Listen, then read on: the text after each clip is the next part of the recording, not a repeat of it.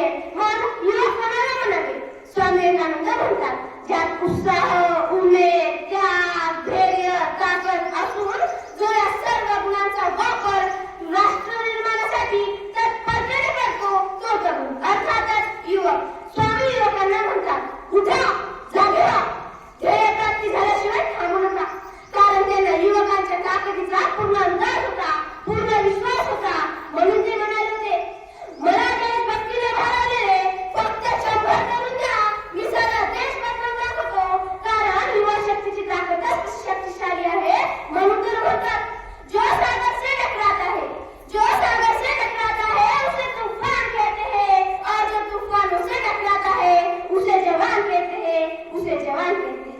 मग जीवाची पर्वा न करता मातृभूमीच्या स्वातंत्र्यासाठी हसत मुखाने फासावर जाणारे भगतसिंग, सुखदेव, राजगुरू असतील, तुम मुझे खून दो मैं तुम्हें आजादी दूंगा असे म्हणणारे सुभाषचंद्र बोस, हिंदवी स्वराज्याचे संस्थापक छत्रपती शिवाजी महाराज, धर्मवीर संभाजी महाराज अशा कितीतरी देशभक्तीने भारावलेल्या तरुणांच्या रक्ताने आणि कार्याने इतिहासाची पाने भरली आहे. पण आज खेदाने म्हणावे लागत आहे, आपला भारत युवक आणि युवा शक्तीला पोरका झाला आहे, पोरका. कारण तारुण्याची 3 प्रकार असणारा तरुण आज गुटख्याच्या आहारी गेला आहे, मोबाईलचा गुलाम झाला आहे, पाश्चात्य संस्कृतीचा आचरण करण्यात मशगूल आहे. आजचा तरुण दारू, गांजा, अफूच्या नशेत नेस्तनाबूत नालायक निर्भय झाला आहे. हा माझा लहान तोंडी मोठा ध्यास आहे. पण माफ करा, चंदेरी दुनियेची चंदेरी धापा बांधून चंदेरी स्वप्न पाहण्याची सवय झालेल्या स्वतःच्या शक्तीचा, देशभक्तीचा विसर पडलेला युवकाला वस्तू दाखवून जागा केला तर माझं चुकलं कुठं? युवकाला स्वतःच्या कर्तव्याची जाणीव कधी होणार? आई वडिलांच्या मनाचा विचार कधी करणार?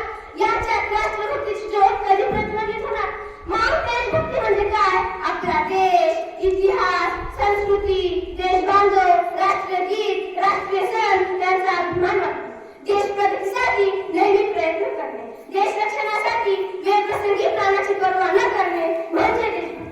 सावरकर म्हणाले होते, माझ्या देशाच्या स्वातंत्र्यासाठी शत्रूला मारीत मारीत चाफेकरासारखा मारेन किंवा शिवाजीसारखा विजय होऊन मातृभूमीच्या मस्तकी स्वराज्याचा अभिषेक करेन. ही झाली युवा शक्ती आणि राष्ट्रशक्ती. मित्रांनो, राष्ट्रशक्तीसमोर जात, धर्म, पंथ, वर्ग वगैरे हे सर्व गुण असते. म्हणून तर म्हटले जाते, मैं हिंदू बनूंगा मैं मुसलमान बनूंगा, मैं हिंदू बनूंगा मैं मुसलमान बनूंगा, मैं इंसान की औलाद हूँ, इंसान बनूंगा, इंसान बनूंगा. म्हणून म्हटलं जातं, जननी जन्मभूमी स्वर्गादपि गरीयसी. स्वर्गाहून महान असणारी मातृभूमी भारत भूमी कोई भूमी का टुकड़ा नहीं है. यह जिंदा जागता राष्ट्र पुरुष है, यह वंदन की धरती है, यह अभिनंदन की धरती है, यह अर्पण की भूमि है, यह दर्पण की भूमि है. इसकी नदी नदी हमारे लिए गंगा है, इसका कंकर कंकर हमारे लिए शंकर है. यह हिंदू, मुस्लिम, सिख, ईसाई हमारे लिए इंसान नहीं तो ईश्वर है. जिएंगे तो इस भारत भूमि के लिए, मरेंगे तो इस भारत भूमि के लिए. और मरने के बाद गंगा नदी में बहती हुई अस्थियों को अगर कोई कान लगाकर सुनेगा तो एक ही आवाज आएगी, भारत माता की, भारत माता की जय हिंद, जय भारत. धन्यवाद. ताईसाहेब शिवाजी व त्यांची काही मावळे आपल्या बैलगाडीत आले आहेत. सोबत 2 बैलजोड्याही आहेत. हो ताईसाहेब, हो. आत्ताच्या आत्ता जा व त्यांची एक बैलजोडी पळवून आणा.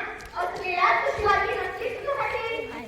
महाराज, आपली एक बैलजोडी हरवली आहे. राहू द्या ना. हे घ्या ताईसाहेब. ताईसाहेब, त्यांची बैलजोडी जंगलात गेली असेल असा अंदाज लावलाय की नाही येणार युद्धासाठी. काय? मग आत्ताच्या आत्ता जा आणि त्यांची दुसरी बैलजोडी पळवून आणा. काळजी करू नका ताईसाहेब, आम्ही आणतो. अरे बैलजोडी कुठे आहे? महाराज, आपली बैलजोडी सावित्री देसाई आदिवासीने पळून नेली आहे. जाऊ द्या, आता आपल्या निघण्याची वेळ झाली आहे. चला. तुम्ही माझ्या गावात मुकाटपणे इथून पळून जाऊ शकता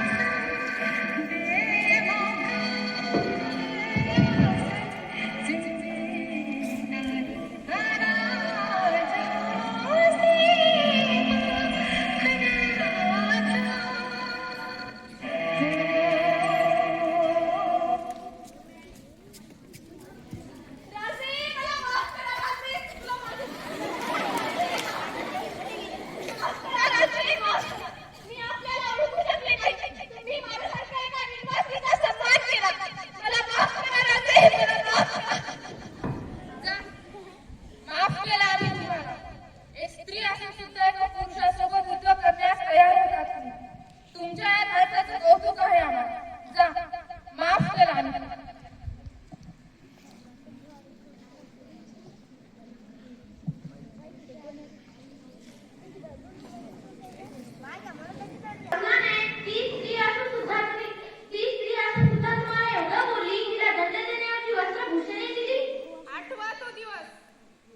शिवबा, आता तुम्ही लवकरच मोठे होसाल, एक चांगले राजे बनसाल.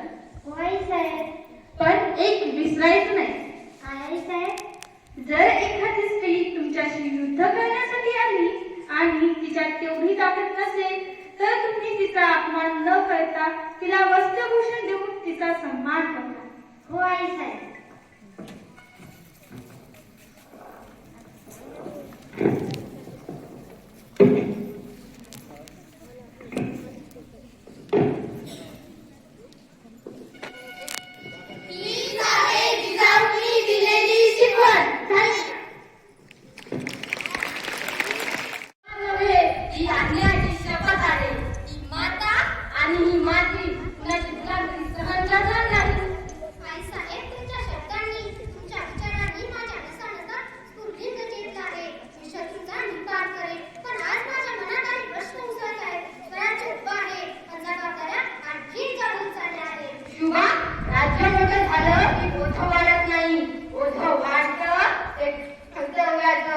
राजा होणं सोपं असतं, पण लोकांचा राजा होणं हे कठीण असतं.